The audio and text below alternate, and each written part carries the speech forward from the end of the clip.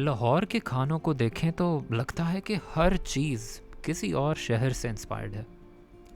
जब मैंने गौर किया कि लाहौर की अपनी सिग्नेचर डिश कौन सी है, तो सिरे फहरिस्त लाहौरी नान चने का नाश्ता ही जहन में आया। चने वैसे तो पंजाब के अक्सर शहरों में बहुत मकबूल हैं, पर लाहौर ने तो इसको अलग ही दर्जा दे रखा है। आपने अंदाज़ा लगाना हो तो ये कतारें खुद देख लें। ये हमारे लाहौर में संडे की सुबह 6 बजे का मंजर है। लाहौरी चनों की काफ़ी वेरिएशंस देखने को मिलती हैं, जिनमें देसी मुर्ग या छोटे गोश्त का भी इस्तेमाल होता है। लेकिन आज बात करते हैं बेसिक लाहौरी चनों की एक रेसिपी पर। इसका आगाज़ होता है चनों की तैयारी से, पर मुझसे तो आगाज़ में ही एक गड़बड़ हो गई है छोटी सी, क्योंकि यहाँ कनाडा में बैठे मियाँ वाली के वो बारीक चने ही नहीं मिल सके जो इस रेसिपी के लिए इस्तेमाल करना काफ़ी हद तक ज़रूरी है। मुझे काबुली चने ही मिल सके हैं जो साइज़ में काफ़ी बड़े हो जाएंगे पक के। लेकिन अब जो भी है, इसी से काम तो चलाना पड़ेगा। इन चनों की तैयारी के लिए ज़रूरी है कि इनको थोड़े नमक और सोडे के साथ पानी में डालकर कुछ घंटों के लिए भिगो दिया जाए। भिगोने से आप देखेंगे कि चने बहुत सारा पानी जज़्ब कर लेंगे और काफ़ी फूल जाएंगे।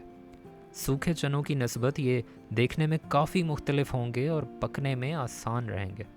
आप चाहें तो इन्हें डायरेक्ट प्रेशर कुकर में भी पका सकते हैं, लेकिन रिवायती अमल वो नहीं है। मैं इनको करीबन 12 घंटे भिगोने के बाद खाली नमक वाले पानी में उबाल रहा हूँ। ये गलने में तकरीबन 40 से 50 मिनट लेंगे, मगर इस पर नज़र रखनी चाहिए क्योंकि कुछ चने गलने में ज़्यादा वक्त भी ले सकते हैं। मैंने तकरीबन 1 घंटा इन चनों को उबाल लिया है, जिसके बाद ये काफ़ी हद तक नरम हो चुके हैं। इस वक्त हम ये चने इनके पानी से अलग कर लेंगे और ये सारी यखनी जिसमें हमने चने पकाए हैं, इसको रख लेंगे आगे के लिए, क्योंकि इसमें चनों का अच्छा फ्लेवर मौजूद है।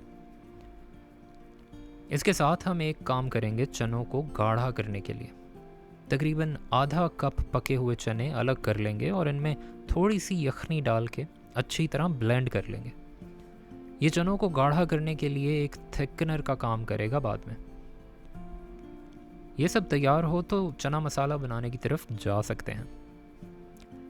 तकरीबन आधे कप से थोड़ा ज़्यादा कुकिंग ऑयल डालेंगे एक कढ़ाई में, और इसके साथ ही इसमें कुछ खड़े मसाले जाते हैं, जैसे कि बड़ी इलायची, चंद छोटी इलायचियाँ, दारचीनी, लौंग, तेज़ पत्ता और कुछ साबुत काली मिर्चें।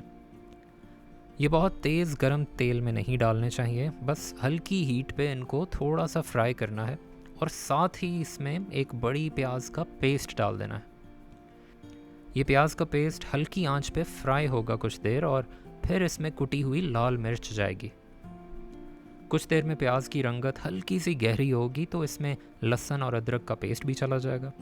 फिर थोड़ी हल्दी और थोड़ी पिसी लाल मिर्च जाएगी, और मसाला हल्की आंच पे भुनता जाएगा कुछ देर। जब प्याज का पानी खुश्क होगा तो ऑयल अलग होने लगेगा मसाले से। इस वक्त ये मसाला काफ़ी गाढ़ा सा हो जाएगा, तो इसको कुछ देर फ्राई करेंगे उस तेल में जो इस मसाले ने खुद छोड़ा। नमक बहुत थोड़ा सा जाएगा क्योंकि वो चनों की यखनी में भी मौजूद है। और कुछ देर ये मसाला फ्राई होने के बाद इसमें थोड़ा सा दही डाल के फिर उस दही का पानी भी खुश्क करना होगा। और जैसे ही पूरा तेल फिर से अलग हो जाए तो कुछ देर बाद इसकी भुनाई कंप्लीट हो जाएगी और मसाले की कंसिस्टेंसी कुछ ऐसी दिखेगी। मसाला ऐसी हालत में आ जाए फिर हम इसमें ज़ीरा और धनिया पाउडर डालेंगे थोड़ा, जिसको हल्का सा फ्राई करने के बाद हम चने डाल सकते हैं। चनों को कुछ देर इस मसाले में भूना जाएगा और फिर चनों का वो पेस्ट डाल दिया जाएगा जो हमने पहले ब्लेंड किया था चनों की थोड़ी यखनी के साथ। अब यहाँ ये चने ऑलमोस्ट तैयार हैं, बस इसकी कंसिस्टेंसी देखनी है कि इसको कितना गाढ़ा रख के सर्व किया जाए। उसके हिसाब से इसमें चनों की यखनी डाल के कुछ हरी मिर्चों के साथ दम पे रख दिया जाएगा 5 से 10 मिनट के लिए। यहाँ ज़्यादा देर पकाने की ज़रूरत नहीं है क्योंकि हमारे चने ऑलरेडी गले हुए हैं और इसका मसाला भी अच्छी तरह भुन चुका है। बस इसमें काफ़ी सारी खाली मिर्च डालनी है और ये बिल्कुल तैयार है। अच्छा, एक चीज़ बहुत ज़रूरी है इनको सर्व करने से पहले, वो ये कि इसके साथ गर्मा गर्म कुलचों का इंतज़ाम ज़रूर कर लिया जाए। फिर चाहे वो किसी तंदूर से मंगवाए जाएं या घर में ही अपनी बेकिंग स्किल्स का इस्तेमाल करते हुए एक आधा कड़क कुलचा बना लिया जाए। इन कुलचों की रेसिपी और टेक्निक पे किसी और वक्त बात करेंगे, अभी के लिए इतना ही।